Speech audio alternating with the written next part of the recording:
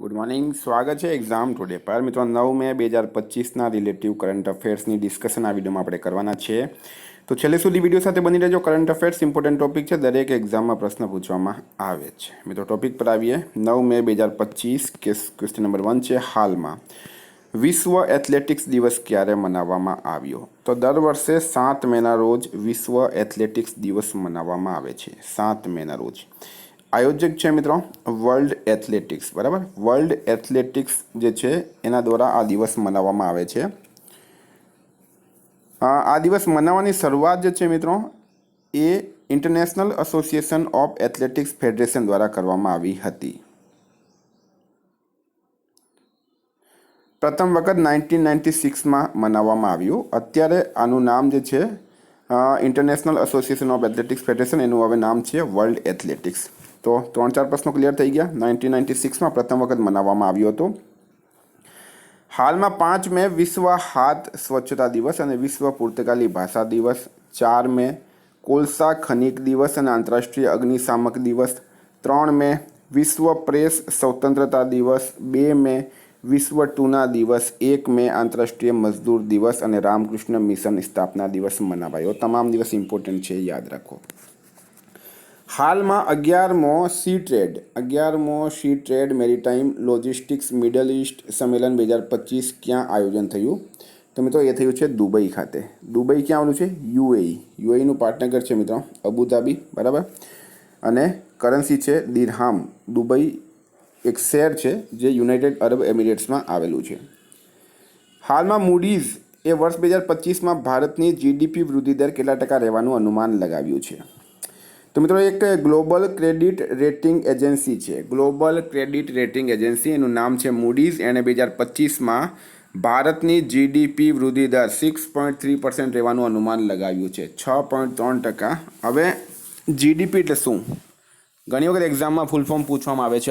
હવે ખાસ કરીને અત્યારની એક્ઝામમાં તો મિત્રો વધારે જ ફૂલ ફોર્મ પૂછવામાં આવે છે. જીડીપીનું પૂરું નામ છે ગ્રોથ ડોમેસ્ટિક પ્રોડક્ટ, બરાબર. GDP growth domestic product 6.3 right answer થશે.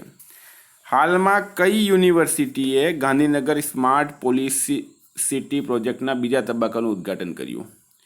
કઈ યુનિવર્સિટી દ્વારા ગાંધીનગર સ્માર્ટ પોલિસ સિટી? તો રાઇટ આન્સર છે રાષ્ટ્રીય રક્ષા યુનિવર્સિટી.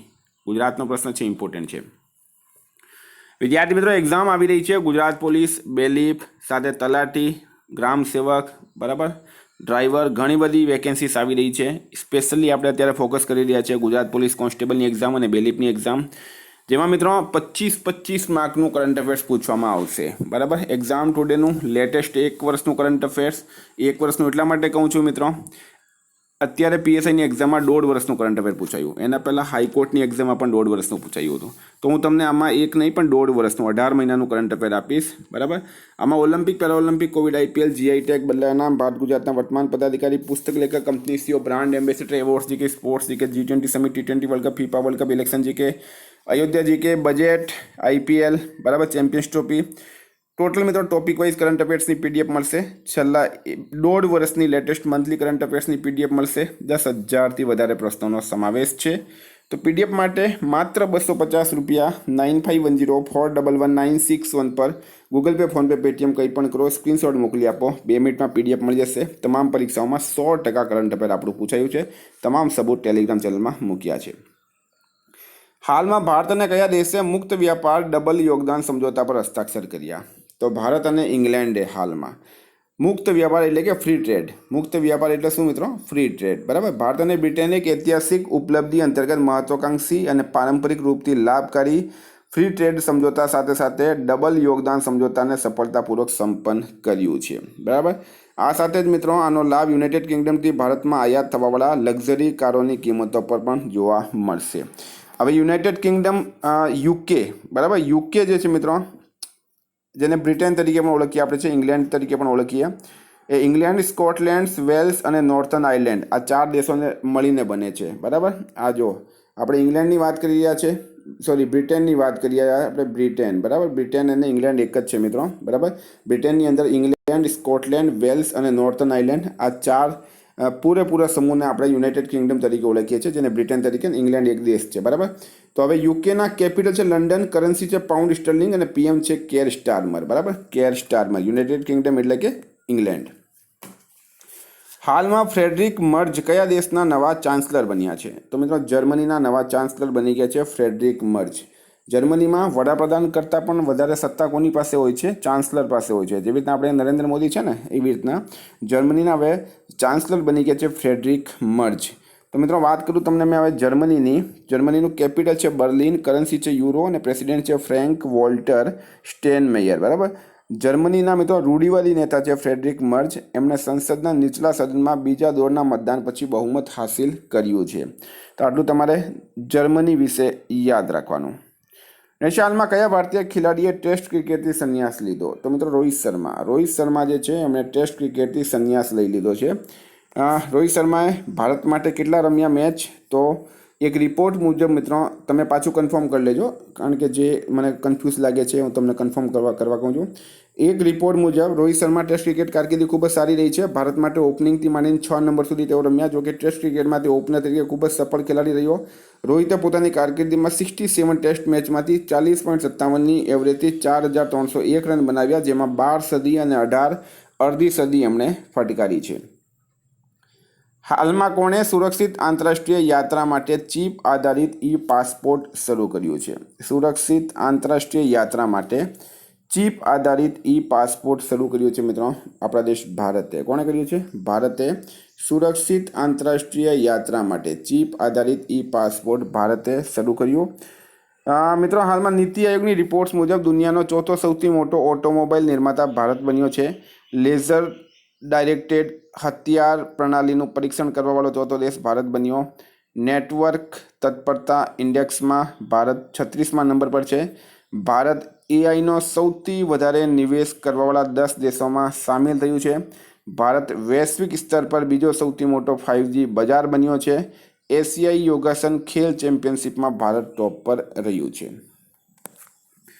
હાલમાં ભારતની સેનાએ પહેલગામ હુમલા પછી પાકિસ્તાન પર કરેલ એર સ્ટ્રાઇકને શું નામ આપ્યું? મિત્રો આપણે એનો અલગથી વિડીયો ઓલરેડી અપલોડ કર્યો છે, ખાસ જોઈ લેજો. ઓપરેશન સિંદૂર, એ તો આખા દેશના જ ખબર છે. હવે આપણે ઓપરેશન સિંદૂર પર એક ડીપલી વિડીયો બનાવ્યો છે. એ સાથે જ આપણે સિમલા કરાર, સિંધુ જળ સમજોતા, ભારત પાકિસ્તાન યુદ્ધ જીકે પણ વિડીયો બનાવ્યો, જોઈ લેજો. હાલમાં કયા દેશે ન્યૂ દિલ્હી સ્થિત પોતાના દૂતાવાસમાં બીજુ પટનાયકના સન્માનમાં એક સ્મારક પટ્ટિકાનું ઉદ્ઘાટન કર્યું છે? તો બીજુ પટનાયકના સન્માનમાં એક સ્મારક પટ્ટિકાની શરૂઆત કોણે કરી છે? પ્રશ્ન એમ છે. તો મિત્રો રાઈટ આન્સર છે આમાં રશિયા. હવે તમને બીજુ પટનાયકની વાત કરું તો આજનું જે મિત્રો બીજેડી છે, બરાબર, બીજુ જનતા દળ, અને એ બીજુ જનતા દળ કોના નામ પરથી પડ્યું હતું? આ બીજુ પટનાયકના નામ પરથી પડ્યું. બીજુ પટનાયક એ નવીન પટનાયકના ફાધર હતા, બરાબર. નવીન પટનાયક ઓડિશાના પૂર્વ સીએમ છે. તો બીજુ પટનાયકને સન્માનિત કરવામાં આવ્યા. ન્યૂ દિલ્હીમાં સ્થિત રશિયાના દૂતાવાસમાં એક સ્મારક પટ્ટિકાનું ઉદ્ઘાટન કરાયું. આ સન્માન તેમને બીજા વિશ્વ યુદ્ધમાં સ્ટાલિનગ્રાદ યુદ્ધ દરમિયાન પોતાની મહત્વપૂર્ણ ભૂમિકા માટે આપવામાં આવ્યું છે. આ અવસર પર ઓડિશાના પૂર્વ મુખ્યમંત્રી નવીન પટનાયક અને રશિયાના રાજદૂત ડેનિસ અલિપોવ ઉપસ્થિત રહ્યા હતા. તો આ મિત્રો બીજુ પટનાયકને તમને પૂરી માહિતી મેં આપી છે. રશિયાનું કેપિટલ છે મોસ્કો, કરન્સી છે રશિયન રૂબલ અને રાષ્ટ્રપતિ છે વ્લાડિમીર પુતિન. ક્યાં છે મેપમાં રશિયા? અહીંયા છે મિત્રો. હાલમાં લુઈસ ગેલ્વનનું નિધન થયું છે. તેઓ કોણ હતા? તો એક ફૂટબોલર હતા લુઈસ ગેલ્વન, બરાબર. ફૂટબોલર હતા લુઈસ ગેલ્વન. અર્જેન્ટિનાના દિગ્ગજ ફૂટબોલ અને 1978માં વિશ્વકપ જીતવાવાળી ટીમના સદસ્ય હતા. હાલમાં એમનું 77 વર્ષની ઉંમરમાં નિધન થયું છે. ફૂટબોલર હતા, બરાબર. અર્જેન્ટિના રાઈટ આન્સર છે.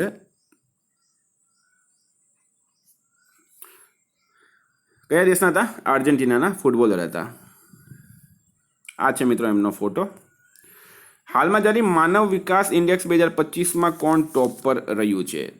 તો મિત્રો ટેલિગ્રામ ચેનલમાં મેં આના પર એક પૂરેપૂરી રિપોર્ટ બનાવીને મૂકી છે. ટેલિગ્રામની લિંક ડિસ્ક્રિપ્શન બોક્સમાં છે, ત્યાંથી તમે ટેલિગ્રામ જોઈ લેજો, બરાબર. માનવ વિકાસ ઇન્ડેક્સ 2025ની અહીંયા વાત કરવામાં આવી. એમાં આઇસલેન્ડ ટોપ પર રહ્યું છે. આઇસલેન્ડ ટોપ પર રહ્યું છે. આઇસલેન્ડનું માનવ વિકાસ એટલે કે હ્યુમન ડેવલપમેન્ટ ઇન્ડેક્સ, બરાબર. HDI human development index HDI report છે આઇસલેન્ડનું 0.972. યુનાઇટેડ નેશન્સ ડેવલપમેન્ટ પ્રોગ્રામ દ્વારા માનવ વિકાસ સૂચકાંક એટલે કે HDI રિપોર્ટ ભારતે 193 દેશમાં 130મું સ્થાન મેળવ્યું. જો ભારતનું આપણે ઇમ્પોર્ટન્ટ રહેશે, ભારત 130મું સ્થાન મેળવ્યું છે. 2022માં 133મું સ્થાન ભારતે મેળવ્યું હતું. એટલે કે મિત્રો આ જે રિપોર્ટ 2025માં જારી કરવામાં આવી છે, આ વર્ષ 2023 માટેની છે. બરાબર. ભારતનું હ્યુમન ડેવલપમેન્ટ ઇન્ડેક્સ એટલે કે HDI મૂલ્ય 2022માં 0.676 હતું, 2023માં વધીને તે 0.685 થયું છે અને તે મધ્યમ માનવ વિકાસ શ્રેણીમાં આવે છે. આ તમારે ખાસ યાદ રાખવાનું છે, લખી લેજો મિત્રો. જો કે હું જે PDF આપું છું તમને એમાં બધું લખેલું હોય છે. મધ્યમ માનવ વિકાસ શ્રેણીમાં ભારત આવે છે. જાતિ અસમાનતા સૂચકાંક GIમાં પણ ભારતે સુધારો કર્યો. 2022માં ભારત 166 દેશોમાંથી 108મા સ્થાને હતું. બરાબર. 2022માં કયા સ્થાને હતું? 66માંથી 108મા સ્થાને હતું. આ વખતે ભારતે આમાં સુધારો કર્યો છે. અને ભારતે સુધારો કરીને કયા નંબર પર ગયો એની વાત કરીએ આપણે. તો મિત્રો પહેલી વાત તો આ જે રિપોર્ટ છે એનો શીર્ષક છે a matter of choice people and possibilities in the age of AI. બરાબર. લિંગ સમાનતા ઇન્ડેક્સની વાત કરીએ તો ભારત 2023માં 102મા સ્થાને હતું અને 2022માં ભારત 108મા સ્થાને હતું. ભારત 2023માં 102મા સ્થાને પહોંચી ગયું છે લિંગ સમાનતા ઇન્ડેક્સમાં. ટોટલ દેશ 193. બીજી મિત્રો મેં તમને માહિતી આપું આની અંદર. તો આ report United Nations development programme દ્વારા રજૂ કરવામાં આવે છે. બરાબર. કોણ કરે છે? યુનાઇટેડ નેશન્સ ડેવલપમેન્ટ પ્રોગ્રામ દ્વારા આ રિપોર્ટ જારી કરવામાં આવે છે. પાડોશી દેશોની મિત્રો વાત કરીએ આપણે ભારતના, તો એ પણ આપણા માટે ઇમ્પોર્ટન્ટ છે. પહેલી વાત, 2022માં જાતિ અસમાનતા ઇન્ડેક્સમાં ભારત 166 દેશોમાંથી 108મા સ્થાને હતું. વર્ષ 2023માં 193 દેશોમાંથી 102મા સ્થાને પહોંચી ગયું છે. આ તમારે ખાસ યાદ રાખવાનું છે. લિંગ સમાનતા ઇન્ડેક્સમાં ભારત 102મા સ્થાને. બરાબર. હવે મિત્રો આપણે વાત કરીએ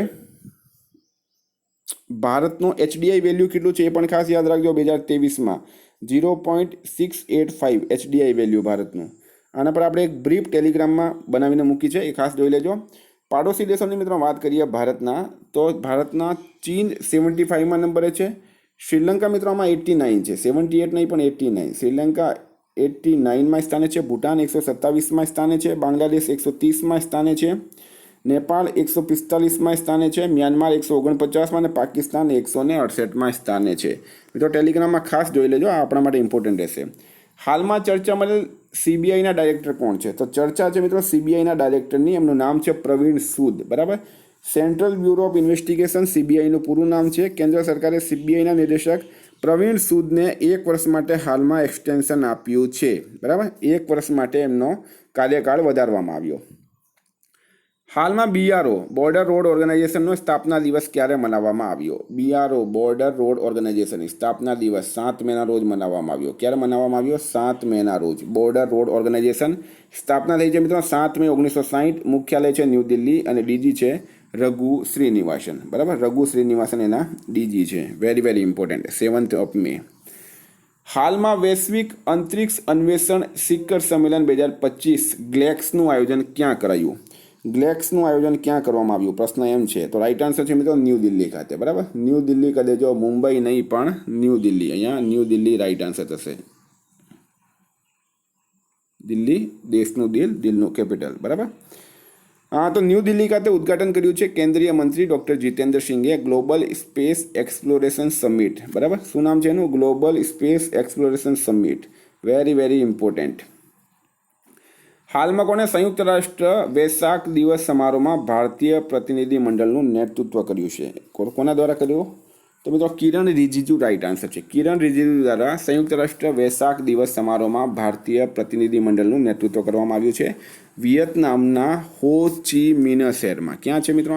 વિયેતનામના હો ચી મિન શહેરમાં આનું આયોજન થયું છે. હાલમાં કયા રાજ્યની સરકાર આગલા 25 વર્ષોમાં સસ્તા દરે 1500 મેગાવોટ વીજળી ખરીદશે? તો એ ઉત્તર પ્રદેશ સરકાર કરશે. આ વીજળી એક પ્રાઇવેટ થર્મલ પાવર પ્રોજેક્ટથી ખરીદવામાં આવશે. તો મિત્રો આ હતા કરંટના પ્રશ્નો. વાત કરીએ આપણે રિવિઝનની. તો 8 મે 2025 પર આપણે આવી ગયા છે. બરાબર. 8 મે 2025 પર આપણે આવી ગયા. ઇન્ટરનેશનલ નો ડાઇટ ડે ક્યારે મનાવવામાં આવ્યો છે? 6 મે રાઇટ આન્સર થશે. કયા રાજ્યની સરકારે 5 મે વ્યાપારી દિવસ જાહેર કર્યો? તમિલનાડુ રાઇટ આન્સર છે. કયા રાજ્યની સરકારે નવી આબકારી નીતિને મંજૂરી આપી છે? મિત્રો એ હરિયાણાએ આપી છે.